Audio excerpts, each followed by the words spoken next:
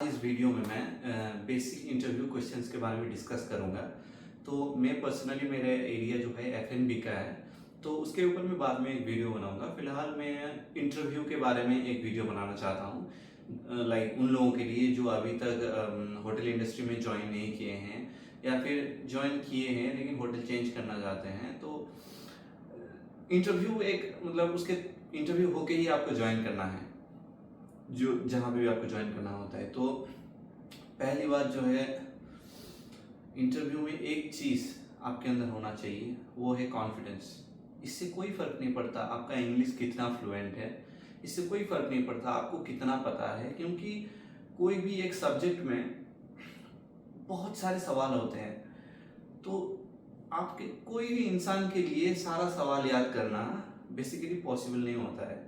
और इंटरव्यू में normally technical में जब आप जाते हैं, तो आप अगर कॉलेज में अभी पढ़ के निकले हो तो फर्स्ट ईयर सेकेंड ईयर जो बेसिक्स होते हैं वो सब सवाल इंटरव्यू में पूछते हैं। हाँ, आपका अगर हॉस्पिटलिटी इंडस्ट्री में बहुत साल का एक्सपीरियंस हो गया है या एटलीस्ट 2-3 साल आप काम किए हो, तो फिर वो लोग थोड़ा अंदर जाके सिचुएशन देते हैं बहुत टफ या फिर सवालों के अंदर जाके फिर सवाल पूछते हैं। लेकिन आप अगर 1 साल का एक्सपीरियंस है या जस्ट कॉलेज कंप्लीट किए हो, तो वो लोग जस्ट बेसिक क्वेश्चन पूछते हैं कि आपको पता है कि नहीं आपके डिपार्टमेंट के बारे में।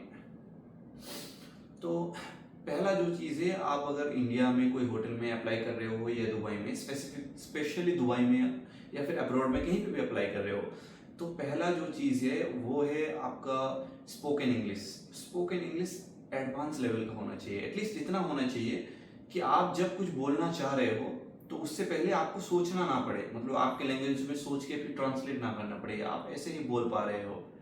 तो बेसिकली जब कोई फ्रेशर को बाहर हायर करते हैं या इंडिया में भी, वो लोग ना उतना टेक्निकल में नहीं जाते हैं फ्रेशर के लिए। जस्ट ऐसे ही बात करते रहते हैं कि बताओ तुम कैसे कॉलेज में कहाँ पे इंटर्नशिप किए हो, या फिर अगर आपका एक्सेल का एक्सपीरियंस है तो कहाँ पे काम किए हो, कोई कैसे कोई यंग गेस्ट को हैंडल किया। तो बेसिकली वो ये सब जो नॉर्मल बात करते हैं वो जानना चाहते हैं कि आपका इंग्लिश स्पीकिंग लेवल कितना है, मतलब आप कितना फ्लुएंटली कितना इजीली आप इंग्लिश में बात कर सकते हो। तो कोशिश कीजिए कोई भी इंटरव्यू में अपेयर होने से पहले आपका इंग्लिश बहुत फ्लुएंट होना चाहिए। अगर नहीं है तो फिर कोशिश कीजिए, आप कार्टून देख सकते हो, इंग्लिश इजी से समझ आ जाता है, या फिर इंग्लिश बुक पढ़ सकते हो, और जितना मतलब फ्लुएंट कर सकते हो इंग्लिश को उसके ऊपर काम कीजिए। तो पहला चीज़ है कॉन्फिडेंस, वो आपके अंदर होना चाहिए। सेकंड चीज़ है फ्लुएंट इंग्लिश, और थर्ड चीज़ ये है कि इंटरव्यू में जब आपको इंटरव्यूअर कोई सवाल पूछे, आपको अगर 100% पता है ये कि जवाब एक्यूरेट है, तभी बताइए कि हाँ मुझे पता ही एक्यूरेट है। आपको अगर कोई जवाब नहीं पता है तो पोलाइटली बताइए आई डोंट नो। उससे कोई फ़र्क नहीं पड़ता कितना इजी सवाल है या कुछ भी है, आपको नहीं पता तो आराम से बताइए कि मुझे नहीं पता। और जहाँ पे मोस्ट ऑफ द पीपल गलती करते हैं कि आपको लगता है कोई सवाल का जवाब ये हो सकता है, आपको 90% लगता है कि ये सही हो सकता है, फिर इंटरव्यूअर डबल आपसे चेक करता है कि आपको पता है यही मतलब जवाब सही है, फिर आपको लगता है अरे यार बोल देता हूँ, फिर आप बता देते हो कि हाँ यही सही है। फिर तो इंटरव्यूअर आपका ऑनेस्टी भी चेक करता है इस तरीके से। तो आपको अगर लगता है कि ये सवाल शायद सही है तो इंटरव्यूअर को बताइए आप कि शायद मुझे लगता है कि ये सवाल सही है, बट मैं 100% श्योर नहीं हूँ। तो ऐसे आप उसका ट्रस्ट गेन कर सकते हो। और उसके बाद जो बेसिक कुछ सवाल है, मतलब कोई भी डिपार्टमेंट में जाइए, फ्रेशर होते हैं तो बेसिकली उतना टेक्निकल में नहीं जाते हैं। तो टेक्निकल के लिए मैं अलग वीडियो बना दूंगा एफएनबी के लिए, क्योंकि मैं एफएनबी का हूँ तो एफएनबी का मैं सही से बना सकता हूँ, तो वो मैं बना दूंगा। लेकिन फिलहाल आप जब कोई भी इंटरव्यू में जाओगे, पहला सवाल आपको यही पूछेगा कि इंट्रोड्यूस योरसेल्फ। आपको गूगल में या फिर कहीं पे भी जाके बहुत अच्छा वीडियो मिल जाएगा, मैं बाद में बना दूंगा इसके ऊपर वीडियो। लेकिन ये आपको थोड़ा अच्छे से रेडी करना पड़ेगा, इंट्रोड्यूस योरसेल्फ वाला वीडियो। फिर आप आपको इंट्रोड्यूस करते हो।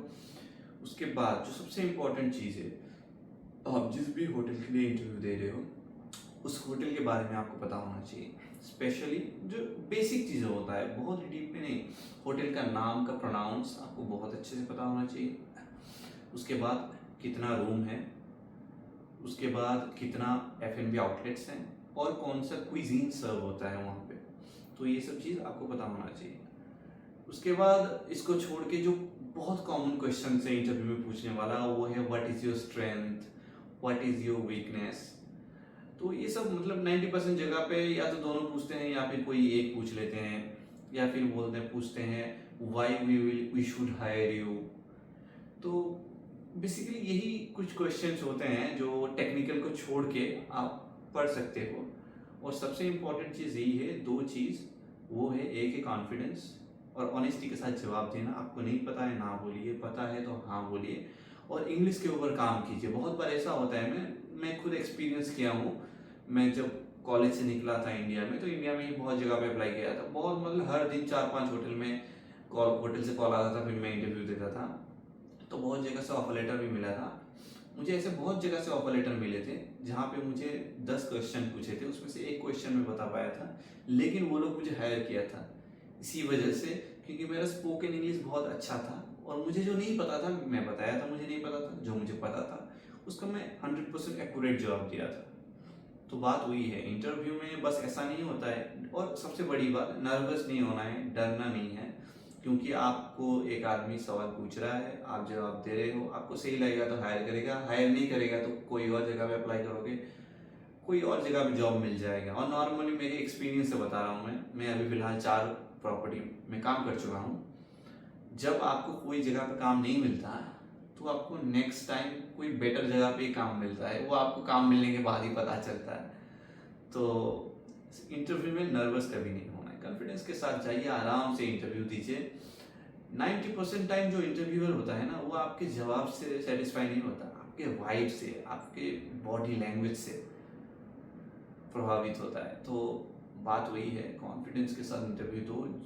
इंटरव्यू से पहले जितना पढ़ना है पढ़ो, इंटरव्यू में बैठने के बाद बस कोई टेंशन नहीं लेना है। 4 सवाल का जवाब आता है ना, फिर 4 सवाल में अगर कोई सवाल आता है तो उसका जवाब दो, नहीं आता है तो बोलो आई डोंट नो, बस बाकी हो जाता है। Thank you.